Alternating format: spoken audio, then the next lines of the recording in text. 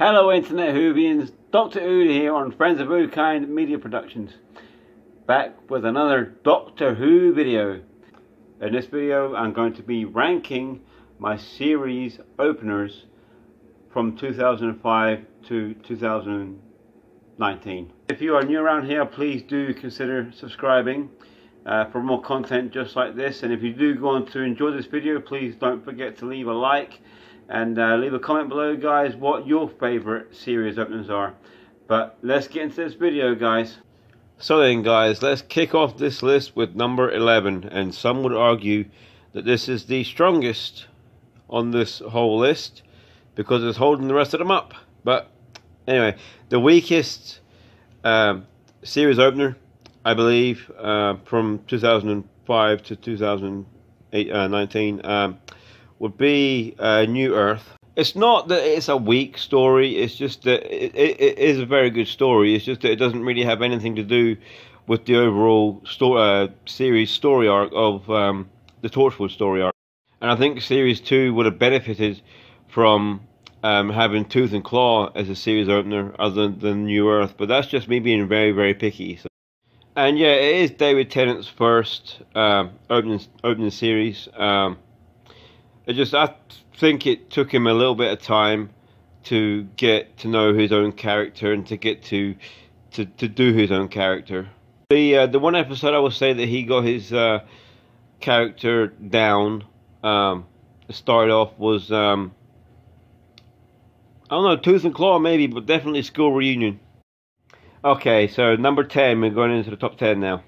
And at number 10, I've got Series 10 opener, The Pilot. Again, this isn't a bad episode, it's just that it takes a long time to get going.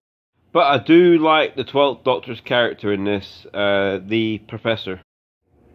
And at number 9 now, we have the first on the list of a new Doctor's first story.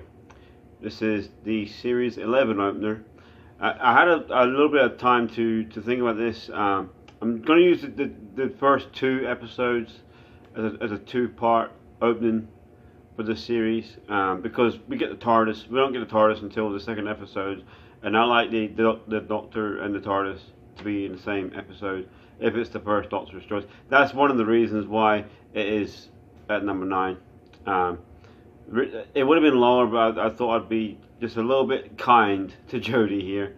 So at number 9 I had the woman who fell to Earth and the Ghost Monument. I've got the Asylum of the Daleks as my number 8. This, of course, is the Series 7 opener, and the opener for the story arc of the Impossible Girl.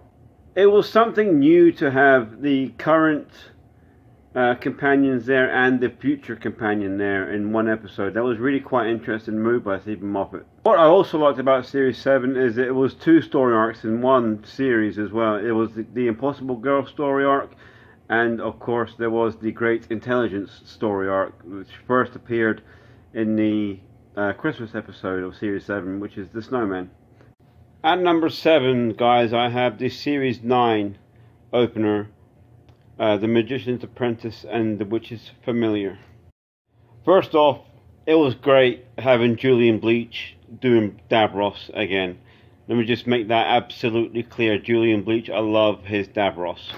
Of course, The Magician's Apprentice is where a lot of fans just turned off with Peter Capaldi on the tank there. Personally, I just thought that was really awesome. Like Peter Capaldi with sunglasses playing a guitar on a tank. I thought it was just cool. Just that awesome thing.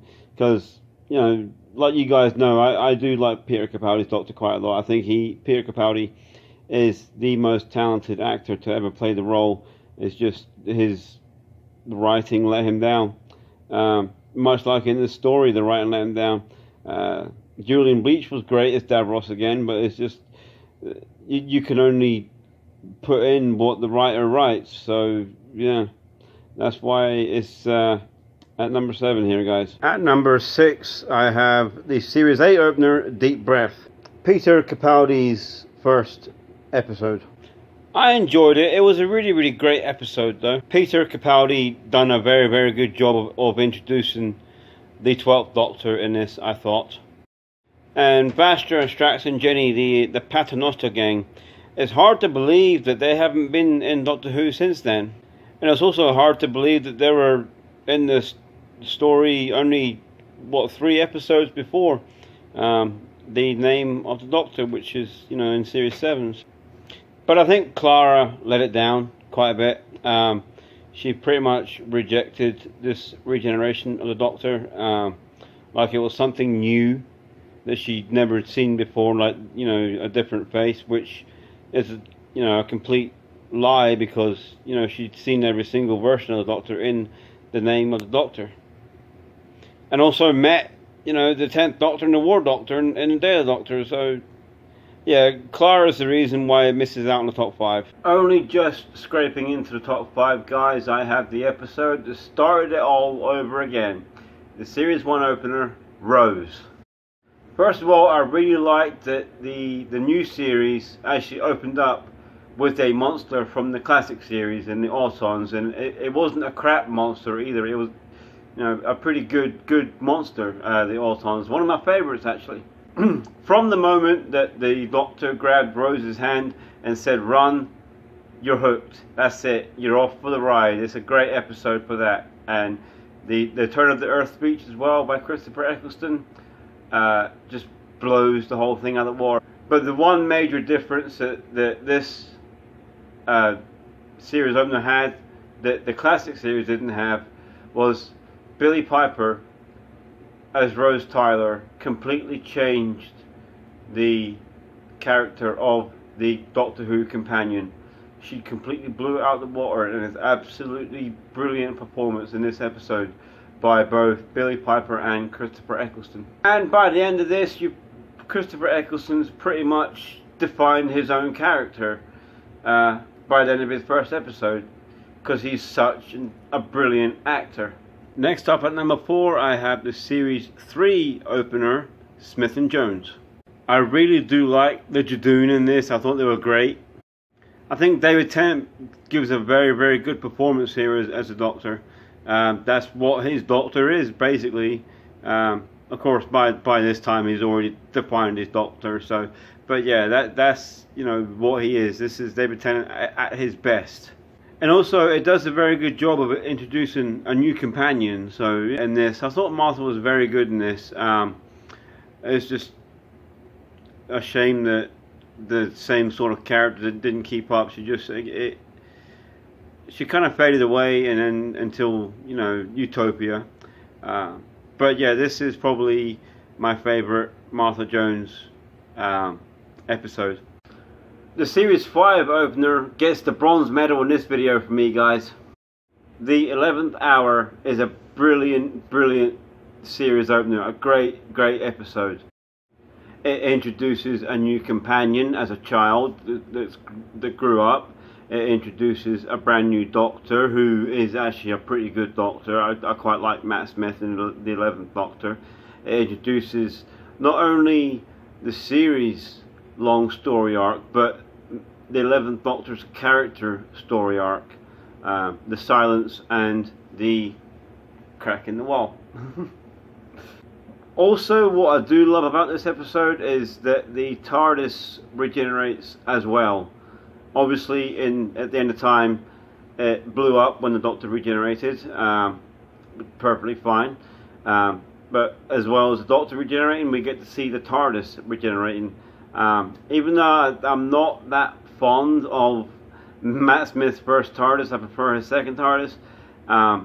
That's probably what makes this at number 3 and not any higher, is the fact that I don't really like that inside of the TARDIS. And Prisoner Zero was an interesting villain as well, so blimey, get a girlfriend, Jeff. But yeah, by the end of this, Matt Smith has defined himself as the Doctor. I love that when he walked through the picture, that was the hologram pictures, he says, "Hello, I'm the Doctor. Basically, run." Yeah, love it, absolutely love it. And I'm sorry guys, but the eventual bride gets the bridesmaid honor in this video. Donna Noble and Partners in Crime. The adipose are awesome. I do like the adipose.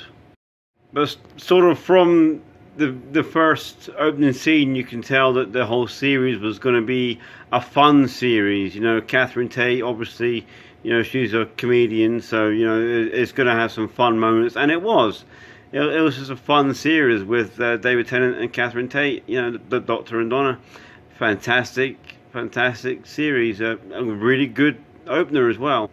I like the way that the two characters were introduced to each other again through the window in the office after the events of the previous Christmas, the Runaway Bride. And I liked how it also showed that the Doctor is lonely without anybody there.